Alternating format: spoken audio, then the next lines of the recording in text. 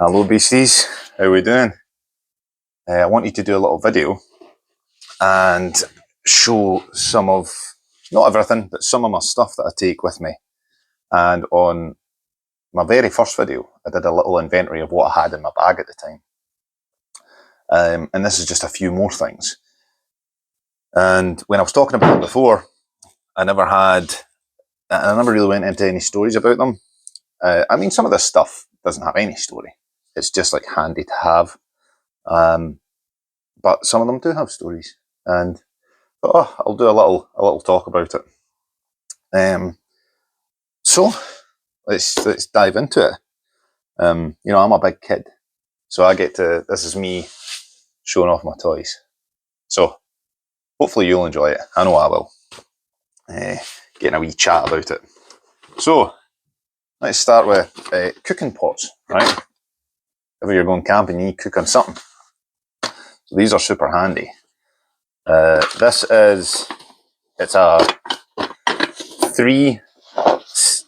set of three, and I've got a pan, a pot, and a kettle.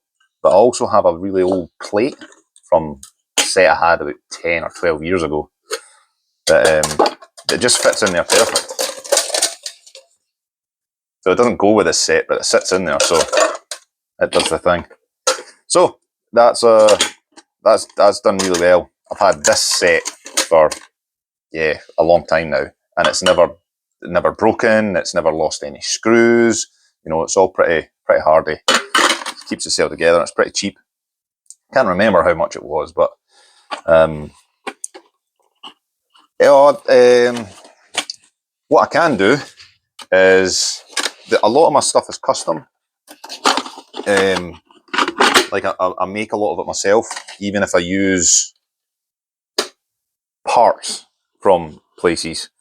Like my bare bone stuff, I use the heads and the blades, but I usually change the handles. But I could, at the end of it, I will put up links to the stuff where I get it, or something similar, because a lot of this stuff is old. You know, this doesn't even have a brand on it, because a lot of the stuff I buy is, like this sort of stuff is kind of cheapy, which is fine. You don't need anything special for it. The only thing I really spend money on is like hammock stuff, because if you don't get a good night's sleep, it can be absolutely miserable. So kind of hammock stuff and like my axes, because I like quality axes. But the rest of it is all kind of budget priced. Again, I don't know how much that was, but what I'll do, I'll look up online and try find links and stuff. So if there's anything that you think, oh, that looks brilliant, I could have that, then I'll do my best to do that. Can't promise I'll do it for everything, as I said. And some of it was from gifts. So, but yeah, cooking pot, excellent. In relation to the cooking pot, little gas stove here. I do think I recall how much this cost me. I think this was like £25. And this was a good one because it's got the intake for the gas goes over the actual stove itself, so it heats up the gas, which is it helps be fuel efficient. It's easier to burn the gas as well when it's already a little bit warm. So I understand. Correct me if I'm wrong, but that was my understanding of it. So gas stove, I use this if I'm somewhere that's more visible, that somebody could see me, because I like my privacy when I'm camping. I don't want to be near anybody. I don't want to be on roads. I don't want to be found. I want to be left alone. So if you are somewhere that's a little bit more open, that's brilliant. Nobody can see it when you're cooking your dinner or anything like that. Obviously, a normal open fire, a wood open fire, can be seen. It's quick, it's efficient. It'll boil your kettle faster than making a fire. So genuinely, I take that out with me as well. Another cooking thing. This is my tripod holder. So if you've seen any of the other videos, it sits up off the ground with three sticks or branches, and you can dangle a chain from it, which is in here as well. And that chain that came with it, it's just a single hook. So it's made more for like a pot, cooking a pot with a fire. So I ended up going and buying these chains, which they're just hanging basket chains. That's all they are. Because the grill that I have, that's actually still in one of the bags, has 3 little connections that you can connect them to. That's what keeps it up.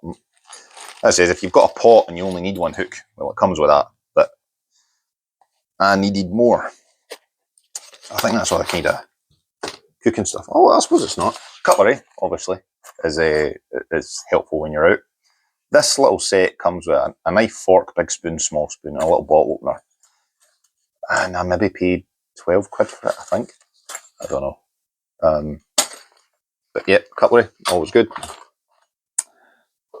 This little tin has my petroleum cubes in it for starting fires. The tin itself, I think, is just like, it's an old soap tin or something. That was just acquired from somewhere. And a little lighter. It's always good to have a little lighter with you. Got a sparker here. Trying to keep it in some sort of order. This is our little fox and hare sparker. It's a good one, you know. Makes lots of spark. It does the job. It's a good boy.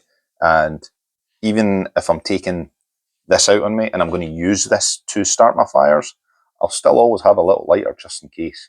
Because if it's raining, a lighter will serve you better than a sparker. I suppose I'll move on to this knife. Because this has a sparker in it, this knife. This is a Mora. Quite famous Mora knives in like the camping and bushcraft because they're cheap and cheerful. And that by no way is degrading it. Cheap and cheerful is good. Moras are from Sweden and they come super sharp. They really do.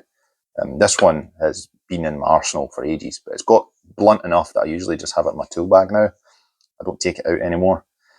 2 reasons. One, it started to get a bit blunt. But second of all, the tang for this, it only goes up to here. It's not a full length tang. So I can't do any like woodwork with it. Like I can't put any like proper pressure on it because it can damage it or loosen it. But the reason it only goes up halfway to the handle is that the other half is a mini sparker.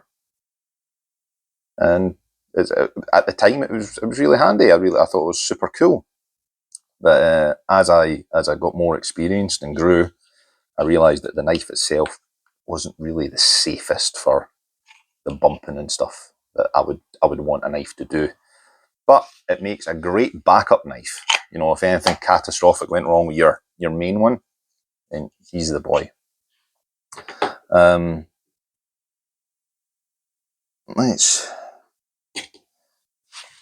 This is a carving kit because when you're out and about and you're by yourself, you've got to entertain yourself somehow.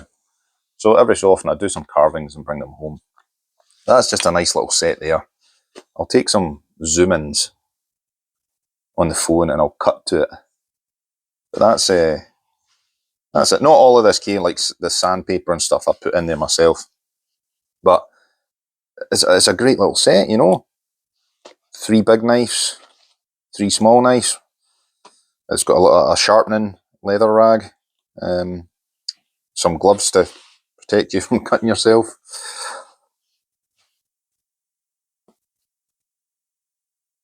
It's always good for keeping yourself entertained. It certainly helps whittle away some of the hours. Chaps, or half chaps, literally just for the places that I go, as I've said, it's off the beaten track. So there's no paths and it's just long grass and ferns and you can get soaking wet while you're walking. These are they keep you a wee bit dry and they also keep the ticks off you to a degree. There's a bit of protection there as well. But paracord's just used for everything and anything that you can think of, from hanging up your tarp and your hammock, or pegging down a tent that needs some extra room. You get tags on some tents that you can pull out. Even, I mean, I use paracord for all the backs of my guards as well. Even when I was out in Fox, the machete Fox, the metal clips had snapped on it. So paracord, used that to connect it to my belt. It's just something that there's so many uses for it. It's always handy to have some spare paracord with you.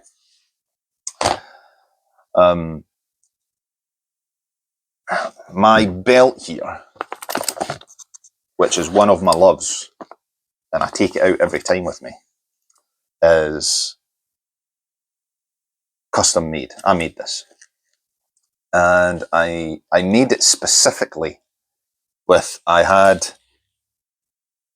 Fox, the machete, and my original axe that I put together, Ranach. This is what this was made for. Ranach wet molded this, if you know what wet molding is. That was Ranach that did that.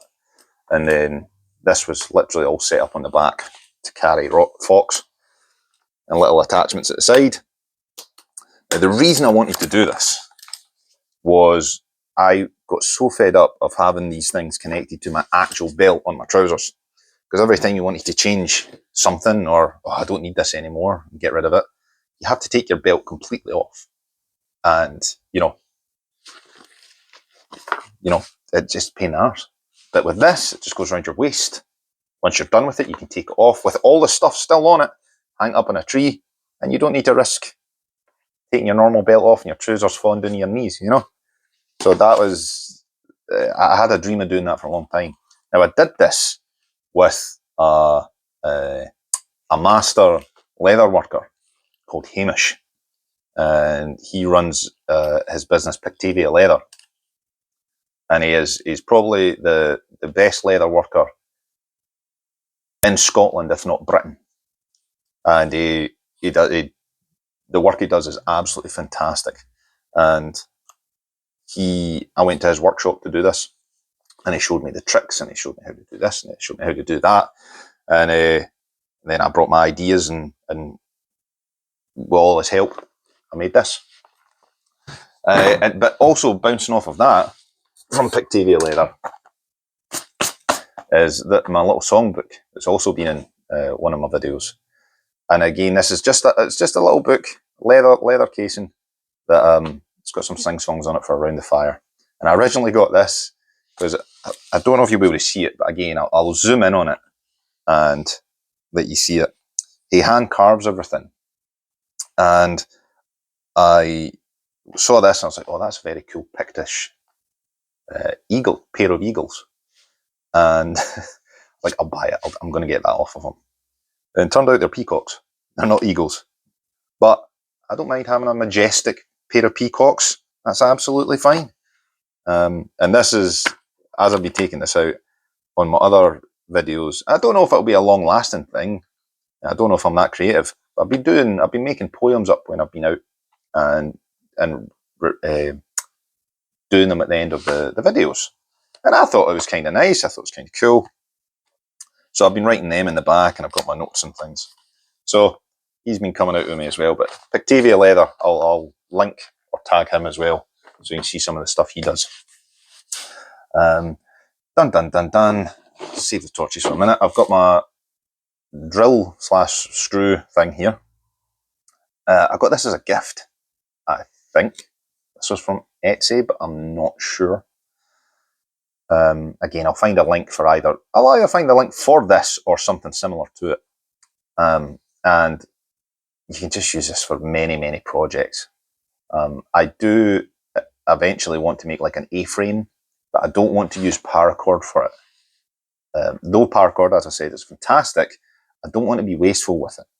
Because I do find, and this is just me, that once I've used paracord, a length of it for something, like I never use it for anything else apart from that thing again. Even if it's like, oh, that's long enough to do. I'm like, no, that was for this. And now that's all it's used for. And it's a thing that I know I do it, and I try not to. So I try not to use it if I don't need to. But with this, I would love to make an A-frame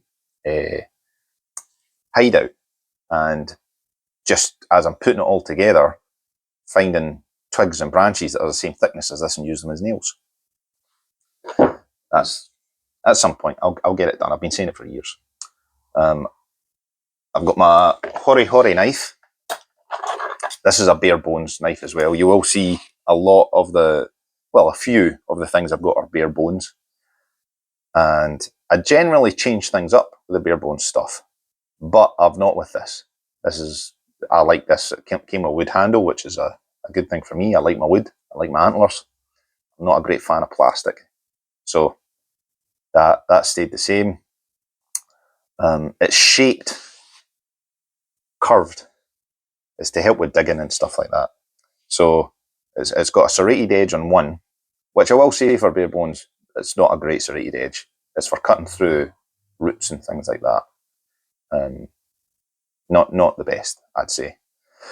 Well, I say it's for cutting through roots. That's what I use it for. Because this, generally I use for like digging latrines, which is just a polite way to say a toilet.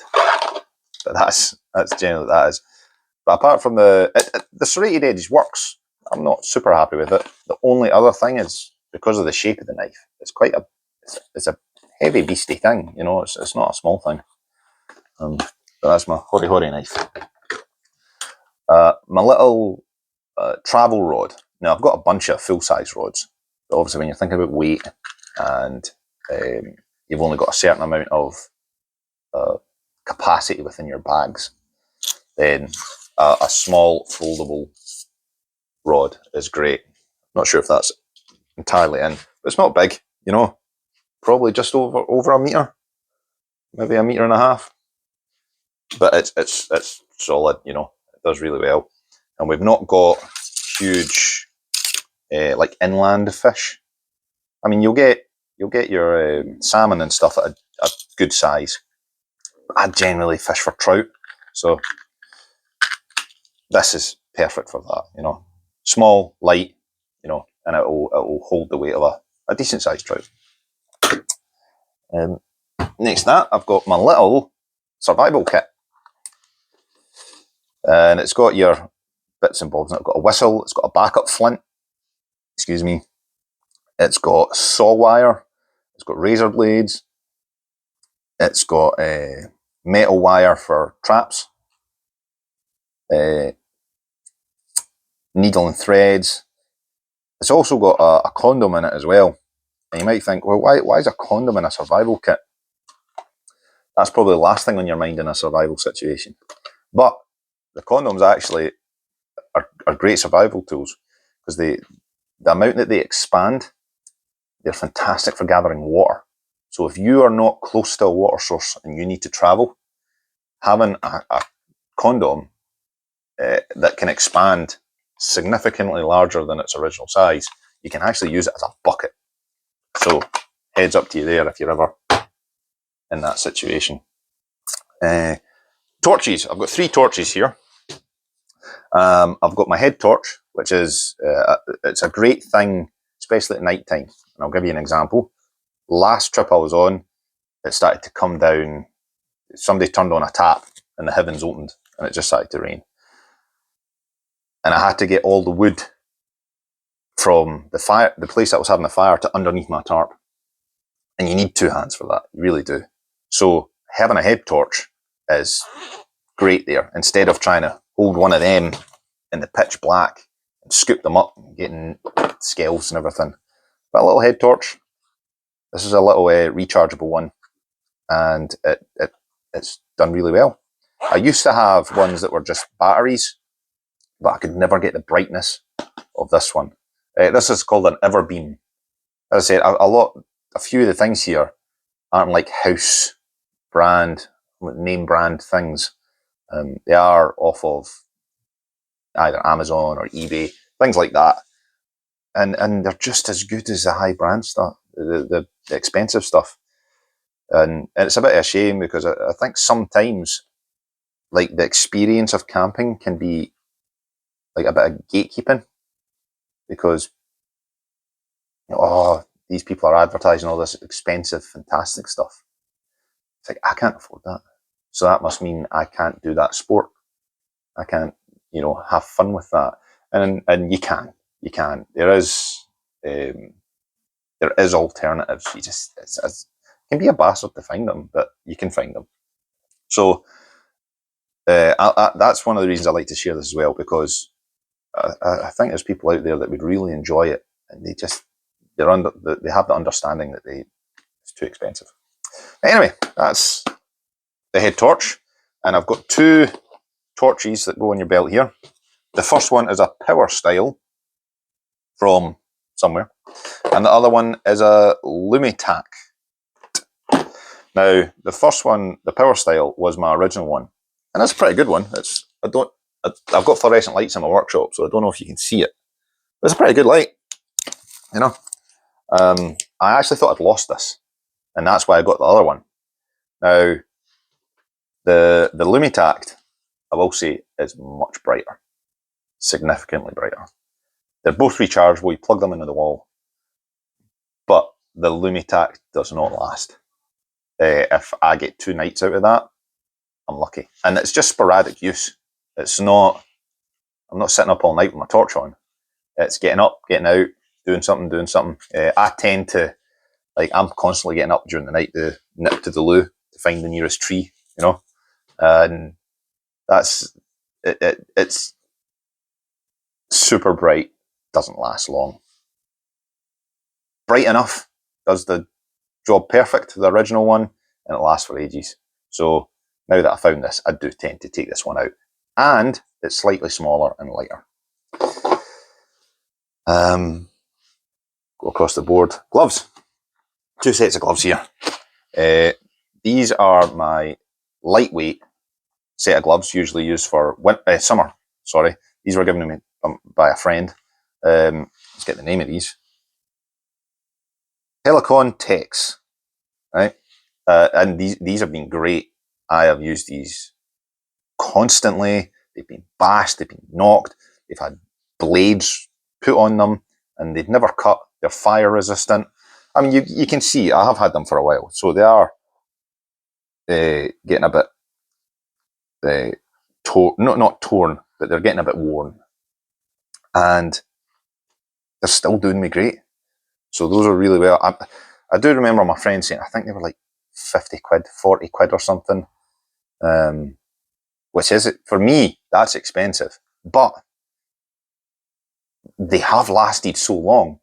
So I could have got a cheaper pair, and they lasted half the amount, and then half the amount of time, I have to buy another one. So getting these as a gift was just amazing. That's awesome. Now these are Forclaz. They're from Decathlon, and I've got a bit of sap. Sorry, I keep rubbing my hand. I've got a bit of sap in my gloves. These are winter waterproof gloves, much warmer, and they're still got padding here that you can actually hold onto an axe and it doesn't fly out your hand. So they're good. I've had them out a couple of times. I've got like a magic time in the year that I like to go camping. I do go camping out with it, but it can be difficult. It's kind of July to October is where I think the best weather is for going out. And it's the combination of, you get less flies, it's warmer, you know, except obviously as you get to September, October, you get even less flies, which is great, but it gets a little bit colder. And then at July, August time, you have some more flies. And when I'm talking about flies, I'm talking about clegs and midges, the annoying ones that bite you. You get more of them. It's lovely sunny weather. So it's a you know, a give and take. I've got a little pillow here, and it's just a pillow, a blow up pillow. Cheapest chips, I think that was like 4 quid or something like that. Power bank. What is this? An Ellie Full. I get about 3 charges on my phone, because everything I do is off my phone. Because right now, I can't see if this is any good, because my screen's facing the other way. I'm just looking at the camera, but using my phone as my only video, the camera, sorry, is battery draining. So this usually will give it 3 charges, and that means I can actually go out for a couple of days and do what I need to do when it comes to videoing. Fire pit. This, for those that haven't seen it, it was in my very first video. It's simply a net that connects to 4 legs, and it keeps your fire up off the ground. And what's beneficial about that is because it is a metal net, it gets oxygen from everywhere. And it burns so efficiently that once you're done, there's generally so little waste left that the tidy up is almost, you know, it's insignificant, you know. So it burns super well having one of these. The second advantage of it is if you are in a forestry, like a pine forestry, where the roots all intertwine and connect, if you make a fire on the floor and it's really dry, and you're doing it on top of roots, even if you can't see the roots, it can burn down, catch the roots underground on fire, and then spread. And because it's underground, it's almost impossible to put out. And it's really dangerous. I've seen it a few times in my life. Even a place that I just go walking quite close by, it's had about a dozen in the last 2 years, underground fires. Kids go up without the experience of understanding. They're not being bad. They're just trying to have a bit of the experience. But because they don't have the experience and no one's taught them of the dangers of the places that they're starting their fires, that it gets out of hand, and then they get worried, so they don't contact anybody. They just run away, and an underground fire can burn for weeks because it's so difficult it essentially has to burn itself out because the fire brigade, there's just not enough water to extinguish it. So that little fire pit is great. This little axe, chopper, is an axe. I got this axe head off an auction site, and it was rusted. I wasn't even sure I was going to be able to save it, but we did a bit of electrolysis on it and a bit of grinding, and we managed to get it nice. And Chopper only lives in the workshop. I've got a little stove over there for winter time, and he's just here for chopping up some stuff to throw in the stove. But he's a constant behind the scenes guy, you know. He keeps the stuff running. We have my Silky. He's needing I think I'm needing to replace him. The last time I was out, I was really struggling to start cutting through some of the wood. And I've never replaced the blade, and the blades are replaceable, I believe. So I think they are, on this model at least. So I'll need to see about that. I used to have like the foldable ones, which are great for being compact, but I never found one that I felt like was sturdy enough. It always felt like they were a bit jangly. And then I came across the straight bladed one. I was like, that's the boy. That's what I'll be having. Don't get me wrong, there'll be a foldable one for me because I do see the benefits of them. I just haven't came across one that I think is good enough for what I want it to be. Anyway. Right, we'll do these two as a pair. So this is fox and hare. Fox and hare. The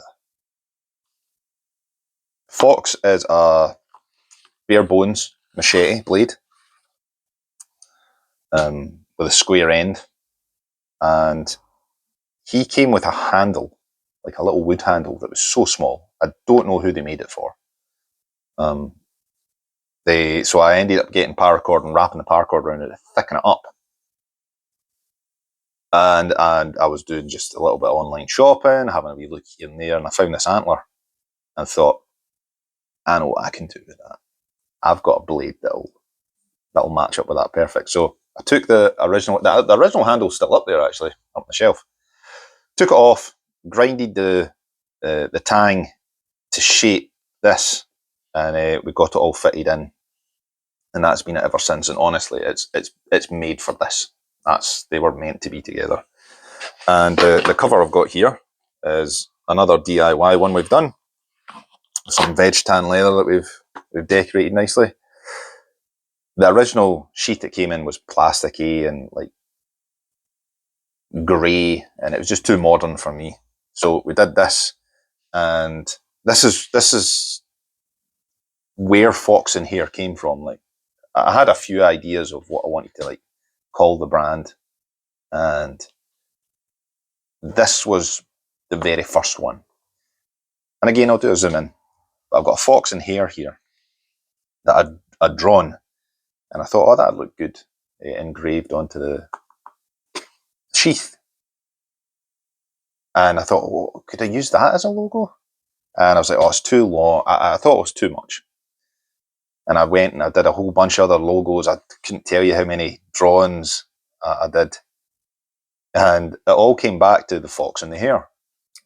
And I did a bunch of other drawings to be like, how can I make this work? I want to make this work. I like it. I really like it. And I feel this connection to it. And now we've got the fox and hare drawing that is the logo.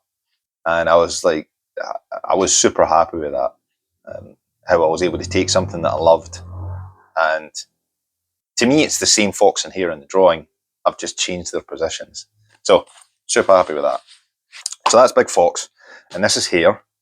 He is a Healy knife. Healy. H-E-L-L-E, Norway. He was perfect. He still is. I got him with a wood handle. That I love the little guard. Great knife.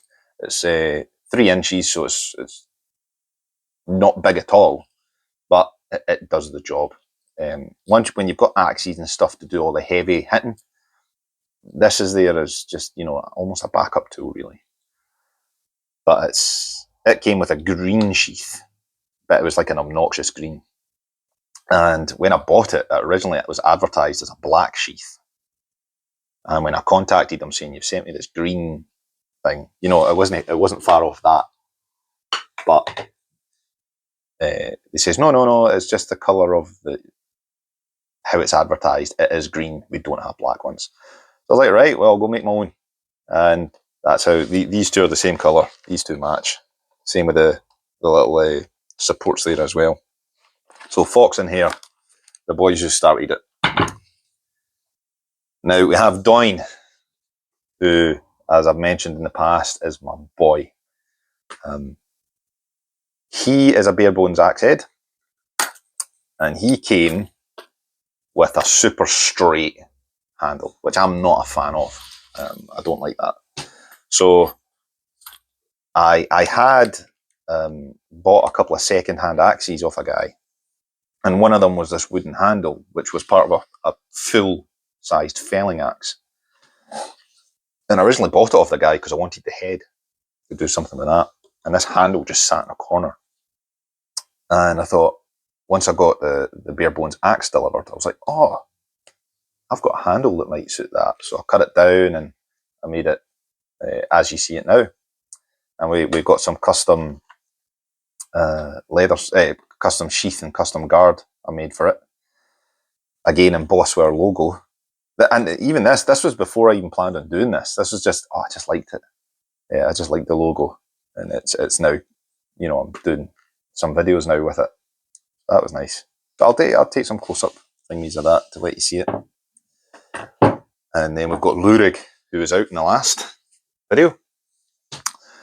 And I did do a bit of explaining in the last video about his colour. So he used to be this dark red colour, this mahogany. Because there was a time that I loved the dark red. And I got a bit fed up. It'd been years and years. So sanded him down, like, right, I'll find another stain, give him a second life, But then sanding them all down, I don't know if you can see it with the light, but it went into the grain, the darker colour. And to me, it looks absolutely beautiful. So once I sanded it down, I was like, oh, I'm going to leave it. I'm going to linseed oil it, and that's it. That's going to be Lurig. And we did, yeah, more leather stuff for him. Now I will say, I like it when my leather and my work gets beat up. I don't like it staying pristine. And of course, it's nice to have something new and pretty, but I feel like it doesn't have a story until it's got a scar on it. And Lurig here, you know, his guard's been beaten the hell up, and it's brilliant because now that has a story. I used to know somebody who they would get lovely things, and it was an older chap. They'd get lovely things and they never use them. They'd be like, "Oh, I saw this, and you know, I thought I had all these envisions of taking it out and that." So, "Oh, when did you take it out?" "Oh no, never." It's like, "Oh, it's just sitting there. It looks pretty, but it never gets to do its job. You know, it was made, it was destined to be this thing, and you've just got it sitting as an ornament." So all my tools, I don't expect them to last forever. I will use them, and I'll use them, you know, properly. They're going to get beaten up. They're going to get knocked. Even Hare here, and it was an accident, but it is what it is. I was making a feather to start a fire, and just the bit of wood that I was on, it slid and bashed into the rock. So it's just a little chip, but it does have a chip in it. And that's fine. It's designed for that. One day it will be too old and I'll have sharpened it too much and there won't be anything left of it and I'll need to replace it. And that's fine because it's done its job. And that's how I feel about a lot of this stuff. It doesn't need to last forever. I don't want it to last a weekend. You know, it's got to be hardy, but it's made to do a job and I want it to do its job. I have a seat here, which, this is from Decathlon as well. And this seat is good because you can take these legs off and it can sit like this height, or it can sit this height, or you can extend them and it can sit this height. And it's quite comfortable. The only problem I would say with this is weight. So sometimes I've gone what I would call happy camping in my van and just parked up next to a loch. This is great for that because you're not having to hike over grassland or through peat bogs or anything like that. And if you do, it is heavy.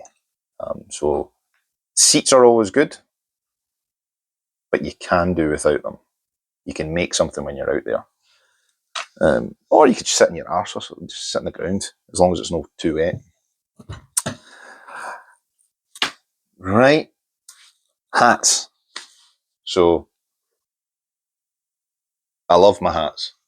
And you might think to yourself, wow, they look pretty similar. Because they are. They're the exact same hat. Now, in my last videos, this is the boy who I've been taking out with me.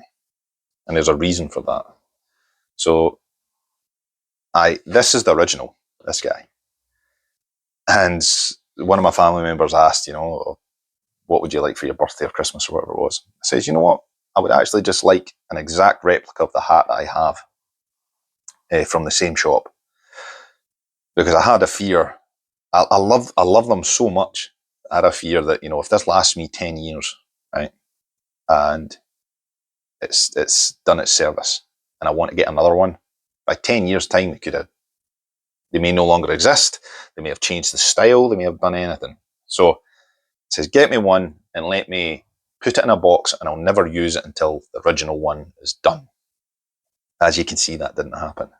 So what did happen is this boy, I ended up waxing with beeswax. We melted a whole load of wax, put it over, and made it waterproof because they don't come waterproof. And this guy I left. So this is the guy that I take out during summer because it allows your head to breathe a little bit more. This gets super hot. So when you're wearing this, it certainly insulates you with all that wax on it. Doesn't let any water through or anything like that. This at least breathes a little bit. So summer hat, winter hat. And I love them both. To me, they're just the same hat. I know there's one sitting here, but they're the same hat.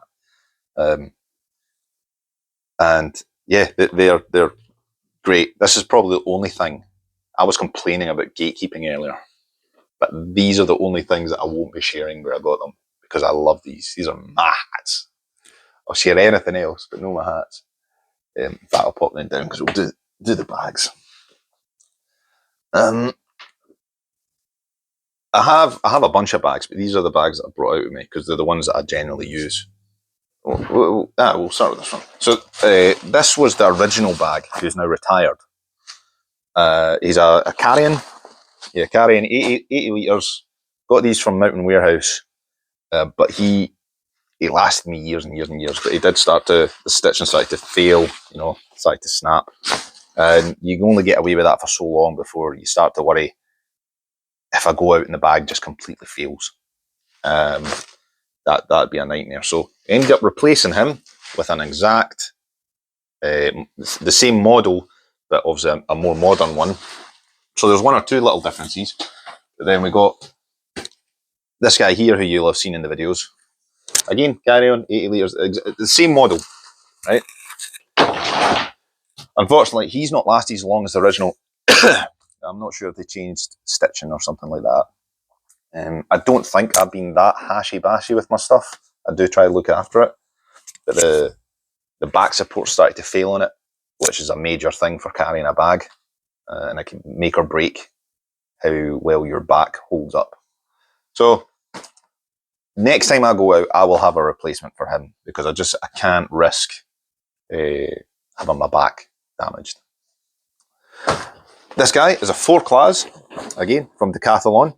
He's a 50 litre Travel 500 model, and he's good. He's not obviously as well padded as the bigger ones, but if you want to go on a quick one-nighter and you don't want to take the house and the kitchen sink, which I'm famous for, then this is good. If you can actually, be like, I don't need this, I don't need that, I don't want to be greedy, this is a great bag for that. Can't remember how much it was, but yeah, Decathlon. And I've got one more thing to show you, and I've left it till the end because I mentioned it in one of my other videos. It's the axe that started it all. Oh, this is the axe that made me start naming things.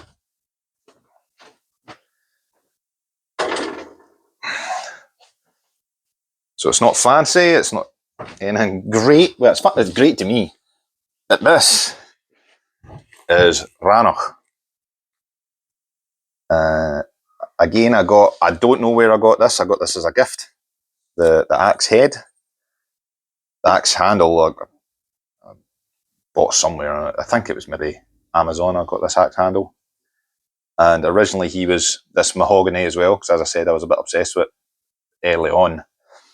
And at the same time as Lurig, giving him a second life, I was doing the same with Rannoch. And as I was sanding them down, I've seen axes that have the kind of, the burnt handle that goes like halfway up, and then it's that hickory beachy colour after. But I was just sanding this, I was like, oh, that kind of looks like it. I mean, it's definitely not, but it kind of looks like it. It's like, right, so I'm just going to stop it there and use that as a handle. And I've not taken them out for ages, because when I was giving them this second life, the cover I had for them, the sheath, I just threw away. So I was like, I'm going to make him a new one. And I just never have, but I will. And I'm hoping the next time that I go out, I'm going to take Rannoch with me and give him a bit of fun. And as I said, I don't like them sitting there doing nothing. So he's still sharp. He's a good lad. So yeah, this was Rannoch. As I said, the one that started off me naming all my favourite toys. But I think that's all I've got for you now, guys. I do have a whole load of other stuff, but we'd be here all day and all night if I went over everything, and some of it is kind of boring. But I thank you for indulging me, and I've enjoyed this because I get to, I feel like I'm a little boy showing off my toys. So thanks for watching and taking part, and hopefully you found something in here that if you are doing camping and you thought, that's exactly what I've had a thought in my head, I've been looking for something, that's exactly what it is. Hopefully that's helped, and as I said, I'll try and find the links and I'll put them in the bottom. Or if you're looking to start off camping, and you don't really know what you're looking for, or you think it's too expensive, hopefully this helped you. Like, these things, they're not super expensive. As I said, some of the bigger things, you know, the axes and things, you know, they can be up to 50, 60 quid, all right? I'm not going to pretend they're not. But you can also get like budget axes and things, and they'll last you, you know, long enough for their price. So hopefully there's been something here that's been helpful for people that have been doing it a while and people that haven't, you know. So I'll see you later, guys. All right.